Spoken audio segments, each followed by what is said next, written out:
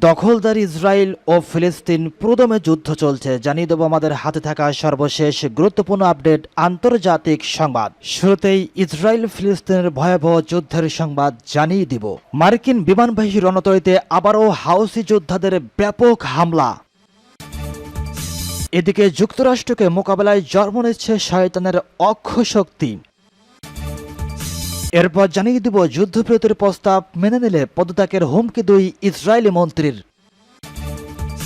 আরও জানিয়ে দেব ইরানের উপর যুক্তরাষ্ট্রের নতুন নিষেধাজ্ঞা। এবং সর্বশেষ জানিয়ে দেব বুধবারের জরিপের মতে টানা তৃতীয়বার ক্ষমতায় ফিরছেন মোদি। শুনছিলেন গুরুত্বপূর্ণ সংবাদ শিরোনাম, এবারে বিস্তারিত। তবে তার আগে অনুরোধ থাকবে ভিডিওটিতে একটি লাইক এবং কমেন্টস করে জানিয়ে দিন আজকের এই ভিডিও সম্পর্কে আপনার মূল্যবান মতামত। মার্কিন বিমানবাহী রণতরীতে আবারও হাউসিদের হামলার দাবি। ইয়েমেনের হাউসি যোদ্ধারা মার্কিন বিমানবাহী রণতরীতে হামলা সহ 6টি অপারেশন সম্পন্ন করার দাবি করেছে। লোহিত সাগর, ভারত মহাসাগরে এসব হামলা চালানো হয় বলে জানানো হয়েছে। ইরান সমর্থিত হাউসিদের সামরিক মুখপাত্র ইয়াহিয়া সারি বলেছেন তারা একটি মার্কিন বিমানবাহী রণতরী, একটি মার্কিন ডেস্ট্রয়ার এবং 3টি জাহাজকে টার্গেট করেছে। ইয়েমেনের বেশিরভাগ এলাকা নিয়ন্ত্রণকারী হাউসি মিলিশিয়ারা গাজায় ইসরায়েলি হামলার জবাবে ফিলিস্তিনিদের প্রতি সংহতি প্রকাশ করে এসব হামলা চালাচ্ছে। সারি শনিবার বলেন তারা উত্তর লোহিত সাগরে আমেরিকান বিমানবাহী রণতরী আইসেন হাওয়ারের উপর হামলা, ক্ষেপণাস্ত্র এবং ড্রোন দিয়ে চালিয়েছে। গত 24 ঘন্টায় ওই রণতরীটির উপর এটি ছিল দ্বিতীয় হামলা। তিনি আরো বলেছেন তাদের অন্যান্য অভিযানের মধ্যে ছিল একটি মার্কিন ডেস্ট্রয়ার ও আলনিয়ানি জাহাজের তেলবাহী ট্যাঙ্কার উপর। এছাড়া মাইনা জাহাজের উপর লোহিত সাগর এবং আরব সাগরে দুবার হামলা করা হয়। তিনি বলেছেন এছাড়া আলোরাইক জাহাজের উপর হামলা করা হয়। এই হামলা চালানো হয় ভারত মহাসাগরে। বাইডেনের যুদ্ধবিরতি প্রস্তাব ইতিবাচক বলছে হামাস। গাজায় দক্ষিণাঞ্চলে অতি ঘনবসতিপূর্ণ রাফা শহরে অভিযান না চালাতে বিশ্ব সম্প্রদায়ের আহ্বান উপেক্ষা করেই হামলা চালিয়ে যাচ্ছে ইসরায়েল। এই অবস্থায় অনেকটা অপ্রত্যাশিতভাবে গতকাল শুক্রবার ইসরায়েলের ওই যুদ্ধবিরতি প্রস্তাব ঘোষণা করলেন বাইডেন। মার্কিন প্রেসিডেন্ট জো বাইডেনের যুদ্ধবিরতি প্রস্তাবকে ইতিবাচক বিবেচনা করছে হামাস। শনিবার এএফপি জানায় যুদ্ধবিরতি প্রস্তাব মেনে নিতে হামাসের প্রতি মার্কিন প্রেসিডেন্টের আহ্বান জানানোর পর শুক্রবার সন্ধ্যায় হামাস একটি বিবৃতি দিয়েছে। বিবৃতিতে বলা হয়েছে স্থায়ী যুদ্ধবিরতি প্রতিষ্ঠা, গাজা থেকে ইসরায়েলি সেনা প্রত্যাহার এবং এই উপত্যকার পুনর্গঠন ও বন্দি বিনিময় নিয়ে বাইডেনের বক্তব্যকে ইতিবাচকভাবে দেখছে তারা। ইসরায়েলের যুদ্ধবিরতি প্রস্তাবের কথা ঘোষণাকালে প্রেসিডেন্ট বাইডেন প্রায় 8 মাস ধরে চলা গাজা যুদ্ধের সমাপ্তি টানার আহ্বান জানান। তবে তাৎক্ষণিকভাবে ইসরায়েলি প্রধানমন্ত্রী বেঞ্জামিন নেতানিয়াহু বাইডেনের শান্তি আলোচনা শুরুর আহ্বানের নেতিবাচক মনোভাব দেখান। তিনি জোর দিয়ে বলেছেন হামাসের গাজা শাসন করা ও ইসরায়েলের জন্য হুমকি হয়ে ওঠার ক্ষমতা নিঃশেষ না করা পর্যন্ত ইসরায়েলি সেনারা যুদ্ধ চালিয়ে যাবে। গাজার দক্ষিণাঞ্চল রাফা শহরে অভিযান না চালাতে বিশ্ব সম্প্রদায়ের আহ্বান উপেক্ষা করেই হামলা চালিয়ে যাচ্ছে ইসরায়েল। এই অবস্থায় অনেকটা অপ্রত্যাশিতভাবে গতকাল ইসরায়েলের এই যুদ্ধবিরতি প্রস্তাব ঘোষণা করলেন বাইডেন। ইসরায়েলের সময় শুক্রবার হোয়াইট হাউসে এই আহ্বান জানান বাইডেন। তিনি বলেছেন এই যুদ্ধ শেষ হওয়ার সময় এসেছে।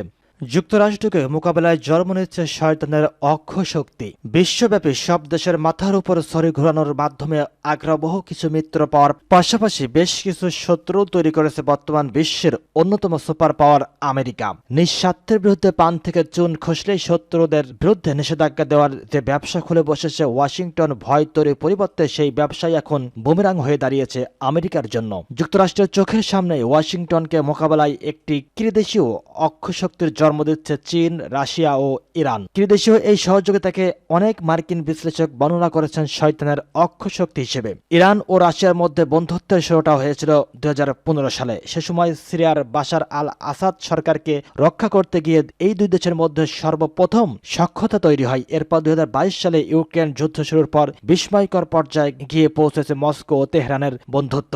যদিও আদর্শগত দিক থেকে বিবেচনা করলে ইরান রাশিয়ার মধ্যকার পার্থক্যটা দৃষ্টিকটভাবে চোখে পড়ার মতো। কারণ রাশিয়া যেখানে কমিউনিজমের চর্চা করে সেখানে ইরান একটি ইসলামী মৌলবাদী দেশ। ভূরাজনৈতিক বাস্তবতার জেরে ইরান রাশিয়ার আদর্শগত পার্থক্য ঘুষে গিয়ে দেশ দুটি এখন ঘনিষ্ঠ কৌশলগত মিত্র।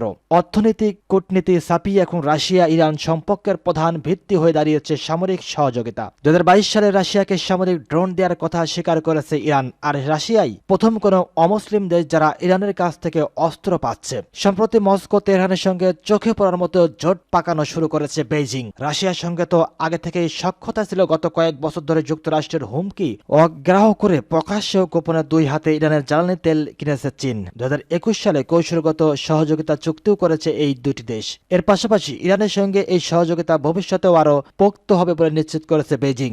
সবচেয়ে লক্ষণীয় বিষয় হলো বিভিন্ন গুরুত্বপূর্ণ ভূরাজনৈতিক এবং অর্থনৈতিক ইস্যুতে এখন এক সুরেই কথা বলছে এই 3 দেশ, সমর্থন করছে একে অন্যকে। গেল 13 এপ্রিল রাতে ইসরায়েল ইরানের নজিরবিহীন হামলার পর ইরানকে নিঃস্বার্থভাবে সমর্থন করেছে চীন। বাদ যায়নি রাশিয়াও। তেহরানের আত্মরক্ষার জন্য সব ধরনের সামরিক সহযোগিতা দেওয়ার আশ্বাসও দেওয়া হয়েছিল মস্কোর পক্ষ থেকে। বিশেষজ্ঞরা বলেছেন, চীন, রাশিয়া ও ইরানের মধ্যকার এই দহরম মহরম যুক্তরাষ্ট্র এবং তার মিত্র শিবির, বিশেষ করে ইসরায়েলের জন্য অবশ্যই একটি অশনি সংকেত। এই ত্রিশক্তির শক্তি এবং আকৃতি যদি বাড়ে এবং তাদের মধ্যে সমন্বয় যদি আরও পোক্ত হয়, তাহলে নিশ্চিতভাবেই বিশ্ব ব্যবস্থার একচেটিয়া প্রাধান্য ধরে রাখতে কঠিন সমস্যায় পড়বে আমেরিকা। যুদ্ধবিরতির প্রস্তাব মেনে নিলে পদত্যাগের হুমকি 2 ইসরায়েলি মন্ত্রীর। গাজায় যুদ্ধবিরতি নিয়ে মার্কিন প্রেসিডেন্ট জো বাইডেনের দেওয়া প্রস্তাব বেনিয়ামিন নেতানিয়াহু মেনে নিলে পদত্যাগের হুমকি দিয়েছেন তার কঠোর ডানপন্থী জোটের 2 মন্ত্রী। রোববার 2 জুন ব্রিটিশ সংবাদ মাধ্যম বিবিসির এক প্রতিবেদনে বলা হয়, ইসরায়েলের অর্থমন্ত্রী বেজালেল স্মোট্রিচ ও জাতীয় নিরাপত্তা ইতামার বিন গভীর বাইডেনের প্রস্তাবিত চুক্তি বিরোধী। শনিবার তারা জানিয়েছে, হামাস নির্মূলের আগে এই চুক্তি মেনে নিলে তারা পদত্যাগ করবেন, এমনকি সরকার ভেঙে দেওয়ারও হুমকি দিয়েছেন তারা। তবে ইসরায়েলি বিরোধী দলীয় নেতা ইয়ার লাপিদ জানিয়েছেন, যুদ্ধবিরতি নিয়ে বাইডেনের প্রস্তাব মেনে নিলে তিনি নেতানিয়াহুর সরকারকে সমর্থন জানাবেন। যদিও মার্কিন প্রেসিডেন্টের দেওয়া যুদ্ধবিরতির প্রস্তাব এরই মধ্যে প্রত্যাখ্যান করেছেন ইসরায়েলের যুদ্ধবাজ প্রধানমন্ত্রী বেনিয়ামিন নেতানিয়াহু। তিনি বলেছেন, গাজায় যুদ্ধের জন্য ইসরায়েলের নীতি ও সত্যের কোনো পরিবর্তন হয়নি। হামাসের ধ্বংস না হওয়া পর্যন্ত কোনো স্থায়ী যুদ্ধবিরতি নয়। প্রায় 8 মাস ধরে চলা গাজা যুদ্ধের অবসানে শুক্রবার 31 মে একটি প্রস্তাব উপস্থাপন করেন মার্কিন প্রেসিডেন্ট। ওই প্রস্তাবকে ইসরায়েলের যুদ্ধবিরতির প্রস্তাব দাবি করে বাইডেন বলেন, গাজায় পূর্ণ যুদ্ধবিরতির ক্ষেত্রে ইসরায়েল একটি নতুন রোডম্যাপ দিয়েছে। মার্কিন প্রেসিডেন্ট বলেন, ইসরায়েলের 3 ধাপের প্রস্তাবটি 6 সপ্তাহের যুদ্ধবিরতি কার্যকরের মধ্য দিয়ে শুরু হবে। এ সময় গাজার সমস্ত জনবহুল এলাকা থেকে ইসরায়েলি বাহিনী প্রত্যাহার করা হবে। শত শত ফিলিস্তিনি বন্দীদের মুক্তির বিনিময়ে ইসরায়েলি জিম্মিদের মুক্তি দেওয়া হবে। বাইডেনের যুদ্ধবিরতির প্রস্তাবকে স্বাগত জানিয়ে তাৎক্ষণিক প্রতিক্রিয়ায় হামাস বলেছে, তারা এই প্রস্তাবকে ইতিবাচক হিসেবে দেখছে। ইসরায়েলের বিরোধী দলগুলোও এতে সমর্থন জানিয়েছে। হামাসের হাতে জিম্মি ব্যক্তিদের পরিবারের সদস্যরাও এই প্রস্তাব কার্যকর করার জোর দাবি জানাচ্ছেন। তবে এই পরিকল্পনার সমালোচনা করে ইসরায়েলের অর্থমন্ত্রী সামাজিক যোগাযোগ মাধ্যমে নেতানিয়াহুকে উদ্দেশ্য করে লেখেন, প্রস্তাবিত পরিকল্পনায় সম্মত হয়ে হামাসকে ধ্বংস না করে ও সমস্ত জিম্মিকে ফিরিয়ে না এনে যুদ্ধের সমাপ্তি ঘটানো কোনো সরকারের অংশ হবেন না। একই কথা বলেছেন বেন গভীর। তিনিও সামাজিক যোগাযোগ মাধ্যমে লেখেন, চুক্তি মানে যুদ্ধের সমাপ্তি এবং হামাসকে ধ্বংস করার লক্ষ্য বাদ দেওয়া। এটি একটি বেপরোয়া চুক্তি যা সন্ত্রাসবাদের বিজয় এবং ইসরায়েলি রাষ্ট্রের জন্য নিরাপত্তার হুমকির সৃষ্টি করে। এদিকে শনিবার মিশর, কাতার এবং মার্কিন যুক্তরাষ্ট্র এক যৌথ বিবৃতিতে ইসরায়েল এবং হামাসকে বাইডেনের প্রস্তাবিত যুদ্ধবিরতির চুক্তিকে মেনে নেওয়ার আহ্বান জানিয়েছে। ইরানের উপর যুক্তরাষ্ট্রের নতুন নিষেধাজ্ঞা। যুক্তরাষ্ট্রের ট্রেজারি বিভাগ শুক্রবার ইরানের মনুষ্যবিহীন আকাশযান ও ইউএভি প্রোগ্রামকে ব্যাহত করার লক্ষ্যে নতুন নিষেধাজ্ঞা আরোপ করেছে। রাশিয়াকে ইউক্রেনের বিরুদ্ধে আক্রমণ ব্যবহারের জন্য ইরান প্রাণঘাতী ইউএভি ড্রোন সরবরাহ করে আসছে বলে অভিযোগ রয়েছে। মার্কিন রাজস্ব বিভাগের বৈদেশিক সম্পদ নিয়ন্ত্রণ দপ্তর বা ওএফসি একটি সংবাদে জানায় যে তারা একজন ইরানি এভিয়েশন নির্বাহী কর্মকর্তা এবং পূর্ব আরোপিত নিষেধাজ্ঞার আওতায় থাকা রায়ান রশদ আফজার কোম্পানির সাথে যুক্ত 4টি বাণিজ্যিক সংস্থাকে লক্ষ্যবস্তু করেছে, যারা ইউএভি প্রোগ্রামের জন্য গুরুত্বপূর্ণ যন্ত্রাংশ সংগ্রহ করেছে।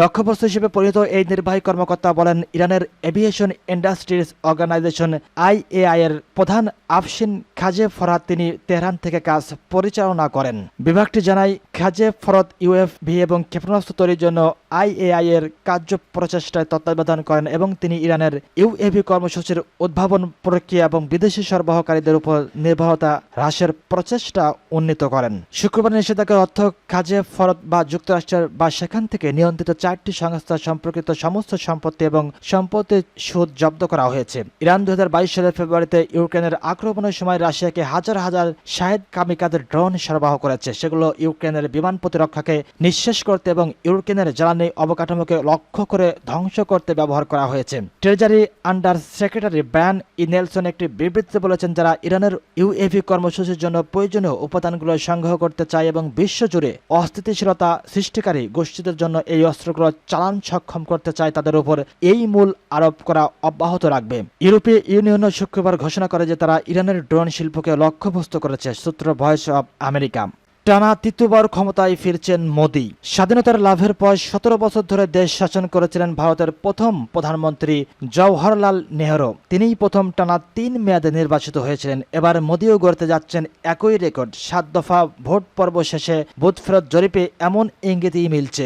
বিজেপি নেতৃত্বাধীন এনডিএ জোট এবার ভোটের 353 থেকে 383 আসন পেতে পারে। একই সঙ্গে কংগ্রেস নেতৃত্বাধীন ইন্ডিয়া জোট পেতে পারে 152 আসন থেকে 182 আসন।